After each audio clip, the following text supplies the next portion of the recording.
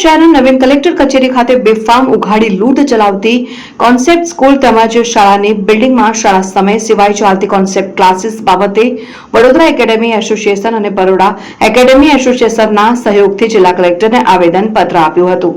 વડોદરા શહેરના વાલીઓ પાસેથી આર્થિક લૂંટ ચલાવતી કોન્સેપ્ટ સ્કૂલ અને તેમાં ચાલતા બિનઅધિકૃત કોન્સેપ્ટ વર્ગો પર પ્રતિબંધ મૂકવા બાબતે જિલ્લા કલેક્ટર ખાતે એડિશનલ ને વડોદરા એકેડેમી એસોસિએશન અને બરોડા એકેડેમી એસોસિએશનના સહયોગથી આવેદનપત્ર આપી રજૂઆત કરવામાં આવી હતી અને સ્કૂલના નામે વિદ્યાર્થીઓ સવારે 8 વાગ્યાથી બપોરના 4 વાગ્યા સુધી શાળામાં ગોંધી રાખી તેમની પાસેથી તગડી ફી વસૂલ કરવામાં આવે છે। વિદ્યાર્થીઓને સર્વાંગી વિકાસની વાતો કરી આવી શાળાઓ સામે કાયદેસરની કાર્યવાહી કરવામાં આવે તે બાબતે આવેદનપત્ર આપી રજૂઆત કરવામાં આવી।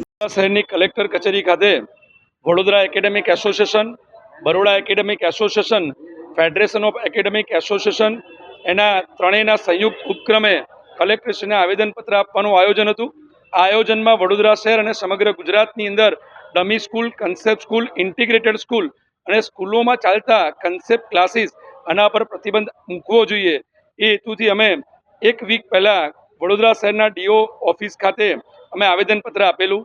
આ આવેદનથી અને પુરાવા આપેલા કે જેમણે મોટા મોટા હોર્ડિંગો ન્યૂઝપેપરોની અંદર જેમણે કન્સેપ્ટ સ્કૂલ, ડમી સ્કૂલની જે પણ જાહેરાતો કરી હતી એના ઝેરોક્સ કાઢીને અમે પુરાવા આપેલા। એના ભાગરૂપે માત્ર ને માત્ર નોટિસ આપી અને વડોદરા શહેરના ડીઓએ માત્ર પાણી ફેરવી દીધું।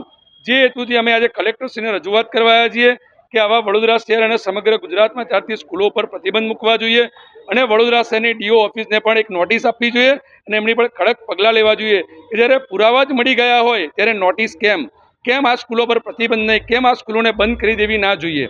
અને આવી જે સ્કૂલ છે વડોદરા શહેરમાં સવારે 8 વાગ્યાથી 4, 5 વાગ્યા સુધી સ્કૂલોની અંદર મોંઘી ફી લઈ અને વિદ્યાર્થીઓને ગોંધી રાખે છે, બરાબર। અને આવી સ્કૂલો પર તાત્કાલિક અંશે પ્રતિબંધ આપવો જોઈએ એ હેતુથી અમે આજે આવેદનપત્ર રજૂ કરવા આવ્યા છીએ।